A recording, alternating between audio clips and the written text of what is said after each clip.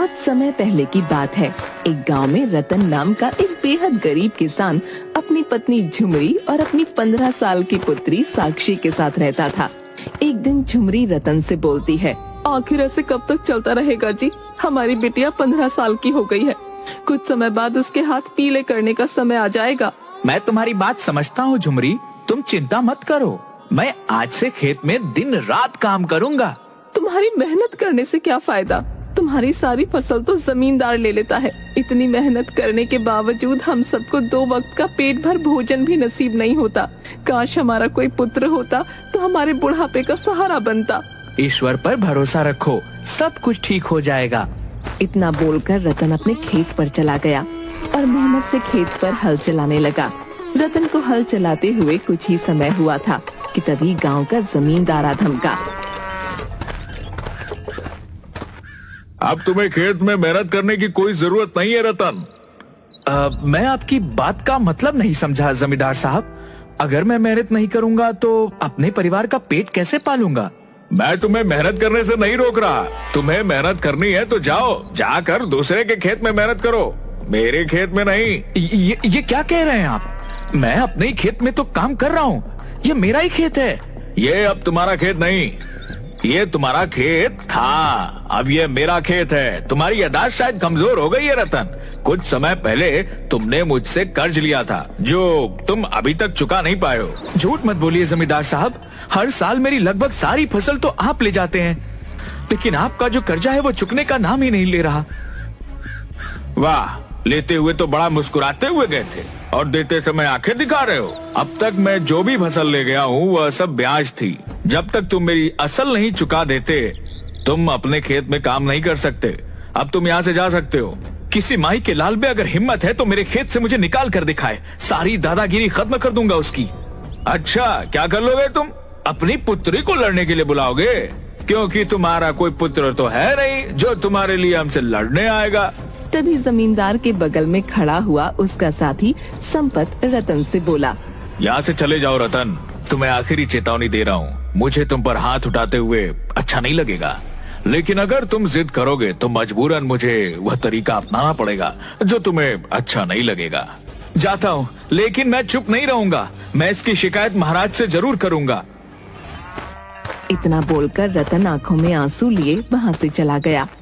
दोपहर के समय घर पर अचानक रतन को देखकर रतन की बीवी चौंक पड़ी। क्या हुआ जी? आज आप समय से पहले खेत से घर वापस कैसे आ गए और आपकी आंखों में आंसू क्यों? उस नामुराद जमींदार ने हमारा खेत भी हमसे छीन लिया। झुमरी, मेरे तो हाथ कट गए। अब मैं क्या करूंगा? उसने मुझसे मेरे ही खेत से अपमानित करके बाहर निकाल दिया और मैं कुछ नहीं कर पाया। इतना कहकर रतन रोने लगा। तभी उसकी पुत्री साक्षी वहाँ आ गई। पिताजी, आप रोइए मत पिताजी, मैं जानती हूँ आप सिर्फ मेरी वजह से चिंतित हैं। ये सब मेरी वजह से हो रहा है। ये तुम कैसी बातें कर रही हो बेटी? सही कह रही हूँ माँ, आप दोनों को हमेशा मेरे हाथ पीले करने की चिंता खाई जाती है। कभी कभी मैं सोचती हूँ कि अगर मैं पैदा ही ना होती तो शायद आप दोनों इतना दुखी ना होते। ऐसा मत कहो बेटी, तुम तो हमारे लिए हमारी जान हो। अगर मेरा कोई भाई होता तो उस जमींदार की इतनी हिम्मत नहीं होती कि मेरे पिता को अपमानित करके उनके ही खेत से बाहर निकाल देता। इतना बोलकर साक्षी रोती हुई दूसरे कमरे में चली गई। रतन रात भर गहरी सोच में डूबा रहा। अगले दिन रतन गांव के मुखिया के पास गया। क्या बात है रतन, आज सुबह सुबह मेरे घर? सब कुछ ठीक तो है? आप तो जानते हैं मुखिया जी कि मैंने कुछ समय पहले जमींदार से कुछ धन कर्ज में लिया था। हाँ हाँ, तुम्हारे बारे में सब जानता हूँ। तुमसे मैंने मना भी किया था कि उससे कर्ज मत लो। रतन, जमींदार से सिर्फ तुम ही नहीं बल्कि वह हर व्यक्ति परेशान है जिसने उससे कर्जा ले रखा है। मैंने सुना है मुखिया जी कि आपका राजमहल में आना जाना लगा रहता है। क्या आप मुझे अपने साथ राजमहल लेकर जा सकते हैं? तुम राजमहल जाकर क्या करोगे रतन? आखिर तुम क्या सोच रहे हो? मैं जमींदार की शिकायत महाराज से करूंगा।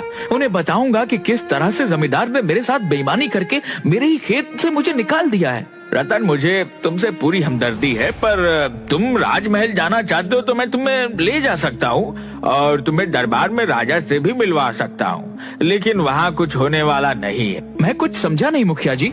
क्योंकि महाराज और जमींदार की बहुत अच्छी दोस्ती है। जमींदार ने महाराज की आंखों में भी झूठ और विश्वास की पट्टी बांध रखी है।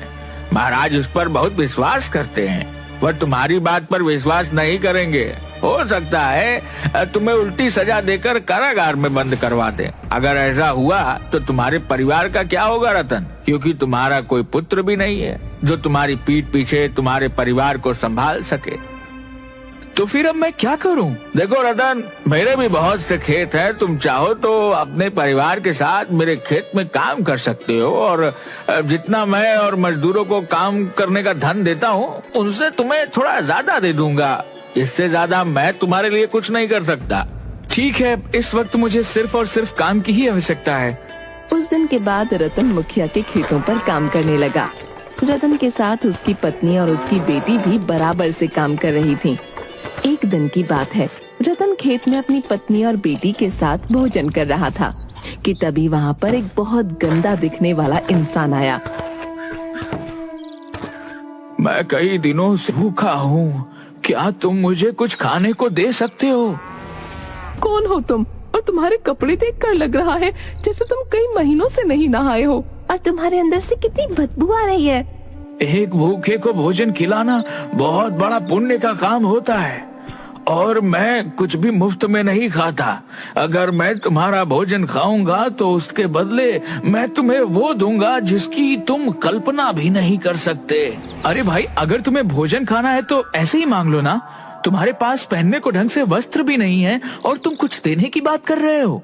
रतन ने उस गंदे दिखने वाले इंसान को 2 रोटियां पकड़ा दी और वो इंसान 2 रोटियां खा गया। मुझे और भूख लगी है, क्या मुझे और दे सकते हो? साक्षी और झुमरी को न जाने क्यों उस पर अब तरस आ गया। उन दोनों ने अपने हिस्से का सारा भोजन उस इंसान को दे दिया। वो सारा भोजन खा गया। लो भाई, तुम तो हमारा सारा भोजन खा गए। अब तुम इसके बदले में हमें क्या दे सकते हो?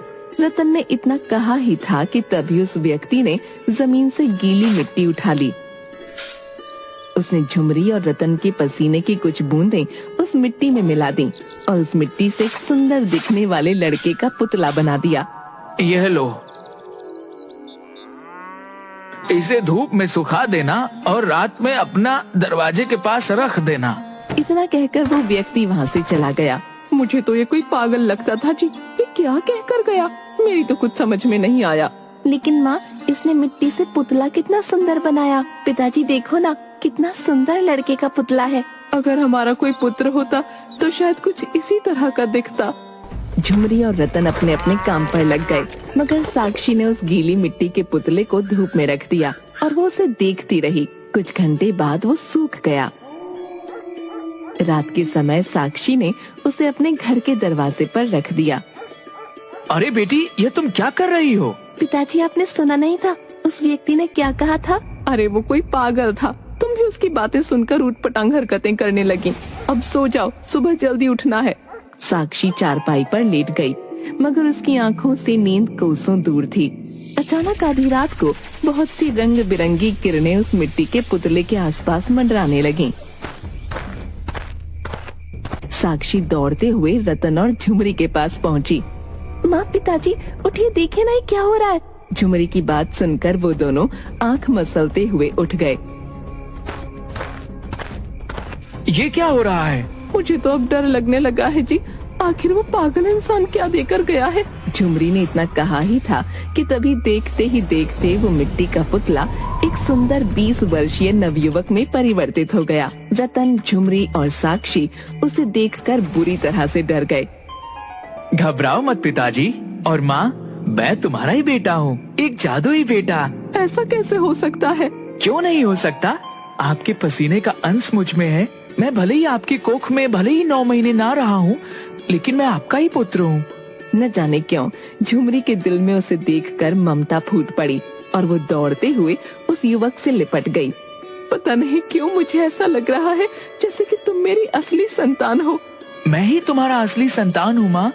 अब तुम सबको चिंता करने की कोई जरूरत नहीं है। आज से मैं इस परिवार का बोझ संभालूंगा। मेरा हमेशा से एक सपना था कि अगर कोई मेरा पुत्र होता तो मैं उसका नाम चंदू रखता। आज से तुम्हारा नाम चंदू है, लेकिन तुम अभी कुछ दिनों तक घर से बाहर मत निकलना बेटा, नहीं तो गांव वाले तरह तरह के सवाल करेंगे। कुछ दिनों तक चंदू सबके साथ रहकर घुल मिल गया। अब सभी लोग उसे अपना परिवार का सदस्य समझने लगे। कुछ दिनों बाद रतन चंदू को खेत पर काम के लिए लेकर गया। अरे रतन, तुम्हारे साथ ये सुंदर नवयुवक कौन है? ये मेरा पुत्र है। पुत्र? अरे भाई, जहाँ तक मैं जानता हूँ तुम्हारा तो कोई पुत्र नहीं है। ये रातों रात पुत्र कहाँ से आ गया? ईश्वर चाहे तो सब कुछ हो सकता है मुखिया जी। समझ लो कि ईश्वर को मुझ पर दया आ गई और उसने मुझे एक पुत्र दे दिया। तुम्हारा पुत्र तो दिखने में बहुत ही हट्टा कट्टा और बलिष्ठ है। रतन, फिर तुम्हें जमींदार से अब डरने की कोई जरूरत नहीं। इतना कहकर मुखिया वहाँ से चला गया। यह मुखिया जी क्या बोल कर गए हैं पिताजी? छोड़ो चंदू, जाने दो, तुम इन सब बातों में मत पड़ो। नहीं पिताजी, आपको मुझे बताना ही होगा। आखिरकार मैं आपका बेटा हूँ और एक बेटे को अपने पिता की हर बात जानने का अधिकार होता है। रतन ने सारी घटना चंदू को बता दी। अच्छा, तो इसका मतलब ये है कि मेरे पिता की जमीन पर जमींदार ने कब्जा कर रखा है। आप चलिए मेरे साथ। लेकिन चंदू, तुम नहीं जानते जमींदार बहुत ही धूर्त और मक्कार व्यक्ति है और बहुत शक्तिशाली भी है। मेरे पास सुबह में भी ताकत कम नहीं पिताजी। लगता है आपको मेरी शक्ति का अंदाजा नहीं है। चलिए आप मेरे साथ। जब हमारा खेत स्वयं मौजूद है तो हम दूसरों के खेत में काम क्यों करें? चंदू सारे परिवार को अपने खेत पर ले गया। अचानक रतन, झुमरी, साक्षी और उस युवक को देखकर जमींदार हैरत से रतन की ओर देखकर बोला। तुम यहाँ पर क्या कर रहे हो रतन?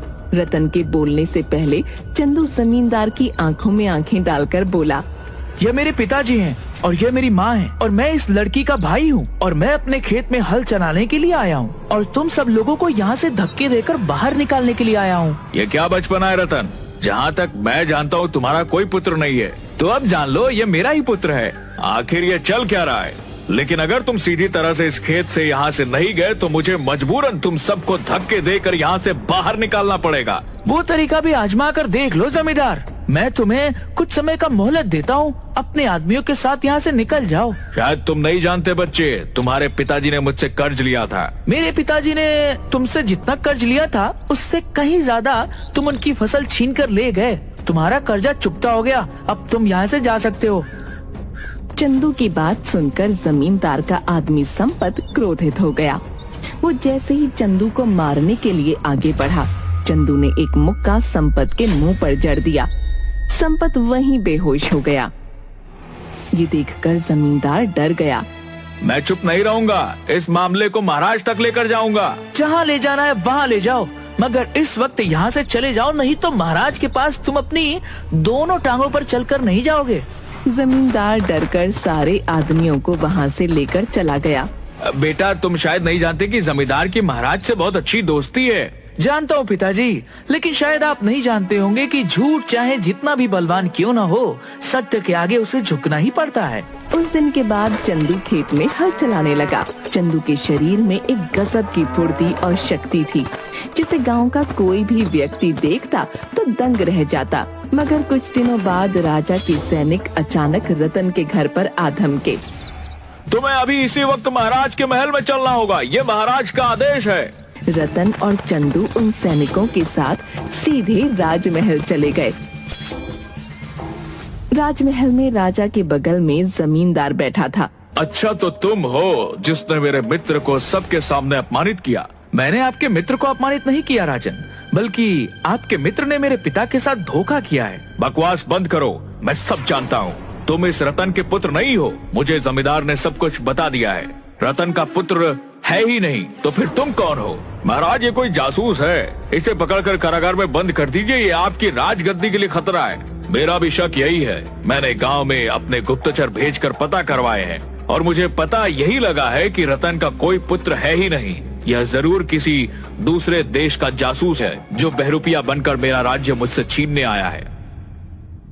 राजा ने इतना कहा ही था कि तभी उस राजमहल में अजीबोगरीब रंग बिरंगी किरणें मंडराने लगीं और देखते ही देखते उन किरणों में वही गंदा दिखने वाला व्यक्ति सबके सामने आ गया। वो अचानक एक साधु में परिवर्तित हो गया। कौन है आप? मैं एक साधु हूँ महाराज। रतन बिल्कुल सही कह रहा है, यह पुत्र उसी का है। लेकिन साधु महाराज, रतन का तो कोई पुत्र है ही नहीं। हाँ, यह सत्य है कि रतन का कोई पुत्र नहीं है।